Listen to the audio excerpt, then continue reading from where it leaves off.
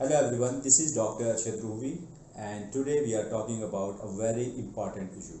जी हाँ, ये वो इशू है जो हर 10 में से 7 लोगों को इसका सामना करना पड़ता है। जी हाँ, आज हम बात कर रहे हैं लैक ऑफ कॉन्फिडेंस की। हर 10 में से 7 लोग लैक ऑफ कॉन्फिडेंस का शिकार हैं। किसी न किसी हवाले से लोगों के सामने बोलने से झिझक महसूस होती है। अगर ग्रुप ऑफ पीपल के सामने बोलना पड़े तो घबराहट महसूस होती है। प्रेजेंटेशन देते वक्त गला खुश्क हो जाता है और इस तरह से बहुत सारी चीज़ें जो प्रॉब्लम की शक्ल में सामने आती हैं। तो किस तरह से हम इस कॉन्फिडेंस की कमी को ख़त्म कर सकते हैं, दूर कर सकते हैं और मोर कॉन्फिडेंट बन सकते हैं। तो पहले हम जानते हैं कि वो रीज़न्स क्या हैं कि जिसकी वजह से इंसान के अंदर ये कॉन्फिडेंस की कमी पैदा होती है। तो उसके लिए 2-3 पॉइंट्स जो कि बहुत इंपॉर्टेंट रोल प्ले करते हैं, जिसमें नंबर 1 इज़ पास्ट प्रोग्रामिंग।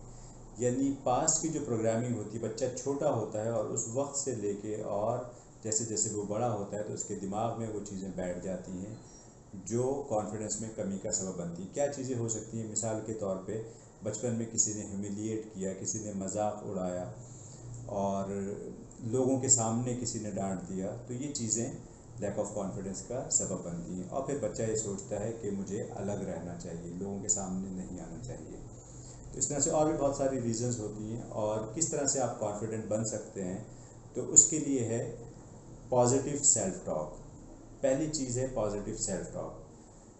आप देखें कि फ़र्ज़ करें आपसे कहा जाता है कि आपने एक तकरीर करनी है लोगों के सामने, तो जैसे ही आप तकरीर का सुनते हैं तो एकदम से हार्ट बीट बढ़ जाती है और जिसे कहते हैं फ़ाइट और फ्लाइट, तो फ्लाइट वाला मोड ऑन हो जाता है कि किसी तरह से एस्केप मिल जाए, भाग जाएं, ये ना करना पड़े। तो और जब आप उस जगह पे मौजूद हों और आपसे कहा जाए कि अब आपने आना है और तकरीर करनी है, तो उस वक्त आपके दिमाग में अलग अलग से ख्याल आते हैं कि कहीं मैं भूल ना जाऊं, कहीं घबराहट ना हो जाए, कहीं गला खुश्क ना हो जाए, कहीं ऐसा ना हो ब्लैंक हो जाए माइंड, क्योंकि सारी चीज़ें होती रहती हैं और आप ये सोचते हैं कि ऐसा ना हो, ऐसा ना हो, ऐसा ना हो, और जब आप स्टेज पे जाते हैं तो फिर वैसा ही होता है।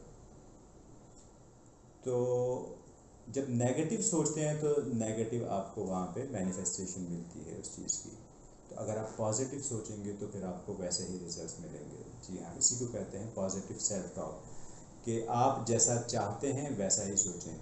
अगर आपको तकरीर के लिए जाना है तो आप सोचें कि मैं जाऊंगा, वहाँ पे लोगों के साथ कम्युनिकेट करूँगा, बातचीत करूँगा, इस तरह से स्टार्ट करूँगा, इस तरह से एंड करूँगा, लोग इस तरह से आपको अप्रिशिएट करेंगे। और हर वो चीज़ जो आप चाहते हैं सिर्फ वही सोचें। तो जैसा सोचेंगे वैसा ही आपको रिजल्ट मिलेगा। तो एक तो पॉजिटिव सेल्फ टॉक होनी चाहिए। और एक और चीज़ है, बहुत सारे इसमें हम टेक्निक्स बताते हैं कि हमारा कोर्स है बूस्ट योर कॉन्फिडेंस, तो उसमें ऐसी आप बहुत सारी टेक्निक सीखते हैं जिसके ज़रिए अपने कॉन्फिडेंस को आप बूस्ट कर सकते हैं। एक और इसमें टेक्निक आप यूज़ कर सकते हैं, दैट इज़ मेंटल रिहर्सल।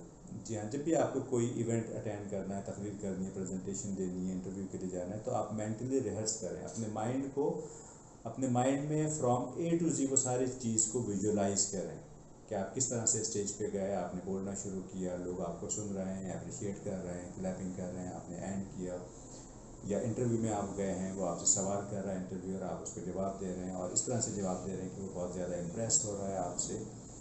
तो हर चीज़ जो आप चाहते हैं रियल लाइफ में हो, उसको मेंटली विजुअलाइज करें।